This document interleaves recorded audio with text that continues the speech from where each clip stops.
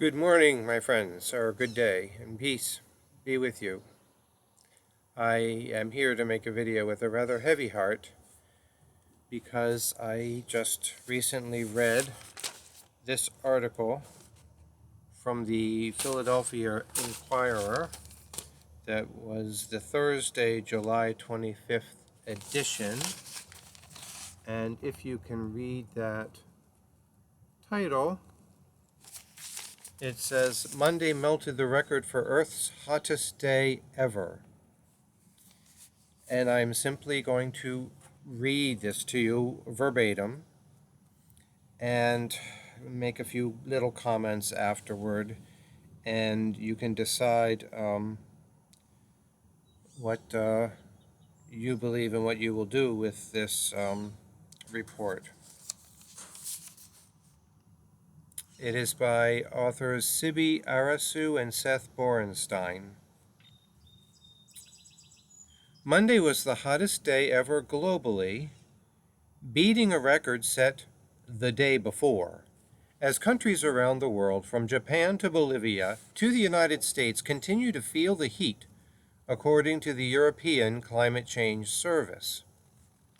Provisional satellite data published Wednesday by Copernicus shows that Monday was 0.06 degrees Celsius, 0.1 degree Fahrenheit hotter than Sunday.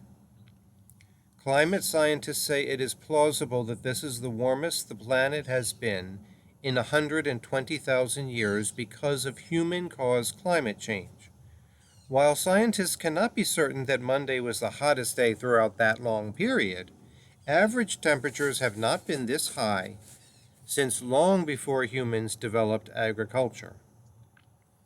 But it is a difficult determination to make, said University of Pennsylvania climate scientist Michael Mann, because data from tree rings, corals, and ice cores does not go back that far.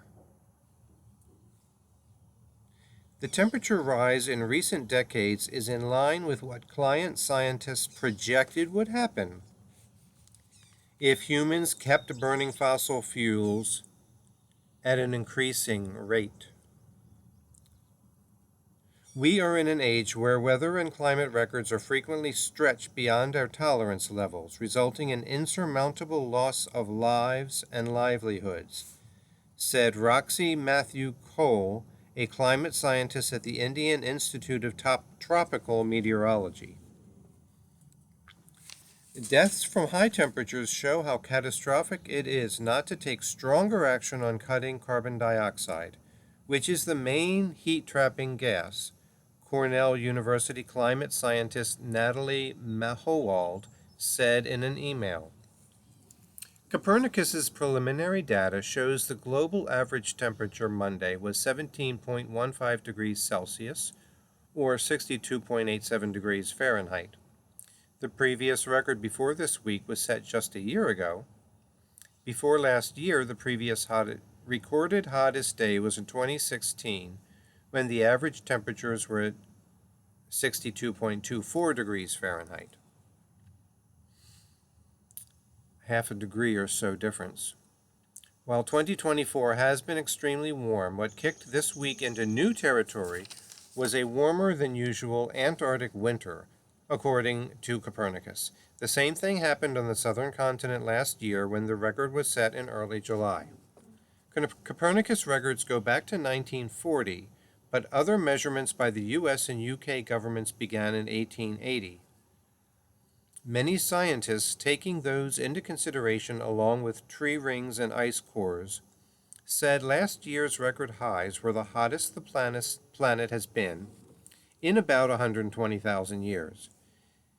Now the first 6 months of 2024 have broken even those.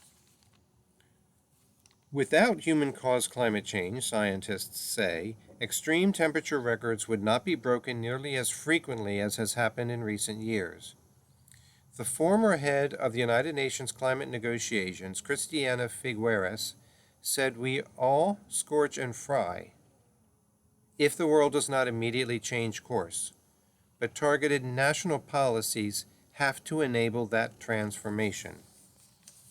Scientists said it was extraordinary that such warm days have occurred in 2 consecutive years, especially when the natural El Nino warming of the Central Pacific Ocean ended earlier this year. This is yet another illustration of just how much the Earth's climate has warmed, said Daniel Swain, a climate scientist with the University of California, Los Angeles. And that is the article, word for word.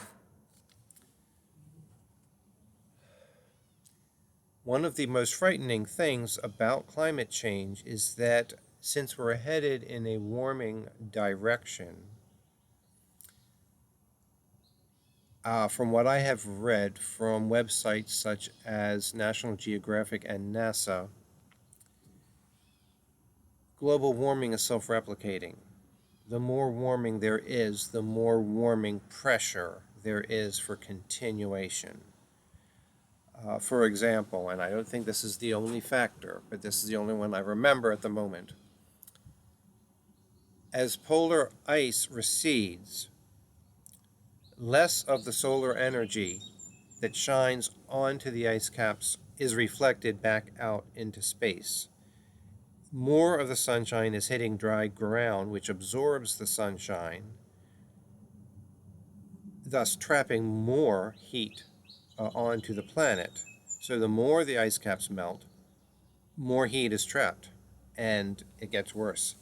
There is no upper limit to how warm the Earth could theoretically get.